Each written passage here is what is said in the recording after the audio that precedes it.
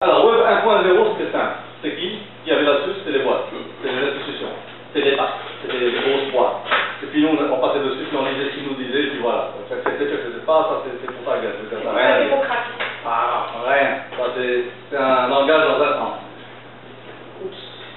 Il est très sensible. Moi? Je parle de mot.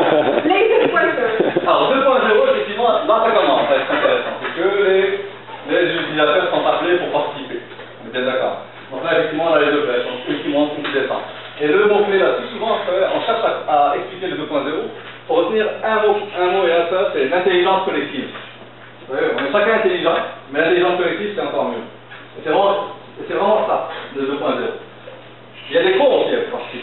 Il y a aussi du user content delivery, que tu as appelé le user generated content.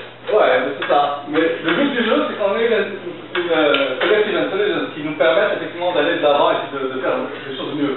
Alors, jusque-là, c'était en 2006.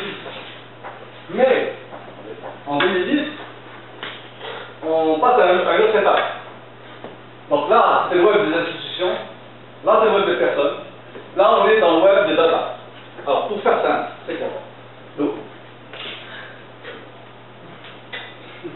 Le web des data, c'est-à-dire que ces personnes-là, chacune a son histoire. Ok? Pour relier les contenus dans leur contexte, qu'est-ce qu'il faudrait? Il faudrait qu'on sache chacun quelle est son histoire. Ok? Ben, c'est ce qu'on essaie de faire avec le web des data. Le web des data, c'est une grosse base de données où chaque contenu numérique sur le web, qu'il soit objet, qu'il soit personne, qu'il soit entreprise, a sa description. Sa description comment? Il y a des langages de description qui sont mis en place par le W3C, donc le W3C, l'autorité de... World Wide Web Consortium. Vous le connaissez, donc c'est bien. Donc W3C, c'est lui qui met en place ces standards-là. Et selon ces standards-là, on va chercher effectivement à ce qu'on connecte donc des machins avec des... Bon, le cloud aussi qui arrive, bon ça on va en parler quand même. Les moteurs de recherche, les machines intelligentes, les sites web, les blogging, sharing. Donc on va essayer de regrouper tout ce monde-là parce que en tant que métadonnées, de quoi il s'agit. Souligner métadonnées formelles. Et puis notamment la famille de langage développée par W3C. Alors, ce qu'il faut se retenir, c'est qu'il y a un certain monsieur qui s'appelle Tim Berners-Lee. On va le voir. Donc c'est sous l'ordre de W3C, il est basé sur le RDF. Ne vous embêtez pas par les mots. Ce qui est important, c'est de retenir juste le principe. Donc le RDF, ce qui est important, c'est framework. Donc c'est un cadre. C'est pas du C, c'est pas du Pascal, c'est pas du langage de programmation, ni rien. C'est juste un cadre. On a mis un cadre. C'est comme on met un moule pour que les gens puissent rentrer dedans. Alors, je donne par exemple, sur la base de RDF a été développé FOAF. FOAF, c'est un langage donc c'est destiné à décrire les relations entre personnes. C'est-à-dire, par exemple, grâce à FOAF, je peux dire que moi je suis ami avec un tel, que un tel est ami avec un tel, etc. Les badges sont le concept de friends. Exactement, friends of friends. FOAF, c'est friends of friends.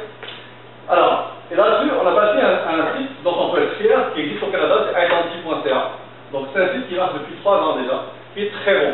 Si vous faites de la recherche sur un Canadien ou sur un Montréalais, vous avez forte chance de retrouver son profil via identity.ca. Pourquoi? Parce que le moteur, il comprend ce qui a marqué là-dedans. Parce que quand il va là-dedans, il trouve les tags FOAF qui sont compréhensibles par les moteurs et qui sont sur une langue en ligne, et donc ils peuvent effectivement donner du contenu intéressant. Après, on a RDFA.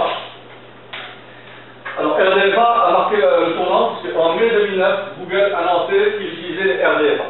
Donc, c'est pour ça que je vous dis que le Web 3.0, c'est pas vrai, c'est pas friendly, c'est pas quelque chose de...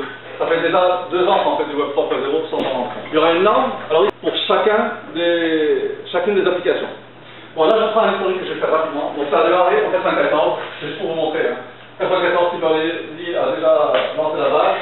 En 1998, Tim Berners-Lee a déjà fait le roadmap, donc ça fait quand même très loin maintenant. En 1999, le W3C donc a publié le RDF. En 2000, on a FOAF. Après, ça va se calmer. Bizarrement, ça s'est calmé jusqu'à 2004.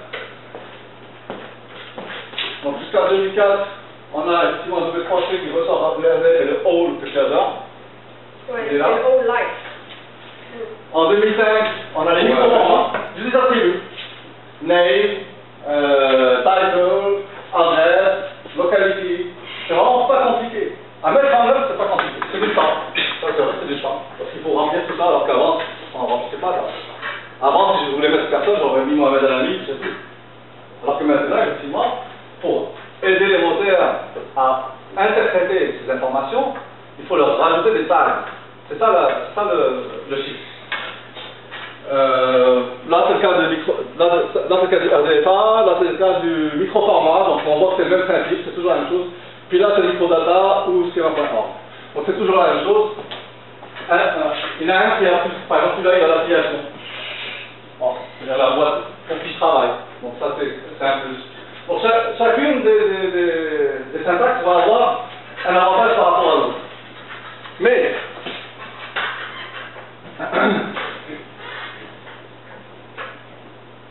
Mais l'idée, c'est que, regardez, depuis 1994 jusqu'à 2011, si vous faites le calcul, ça fait bien 17 ans, hein, ça fait 17 ans, hein. Donc en 17 ans, on a passé 17 ans juste pour sortir une norme que tout le monde accepte. Mais une fois que c'est fait, je peux vous assurer qu'une fois que les moteurs se sont mis d'accord, plus personne ne peut faire marche arrière. Et ça a été fait en juin 2011. Donc aujourd'hui, ça c'est l'histoire, puis c'est comme la renaissance de l'euro web.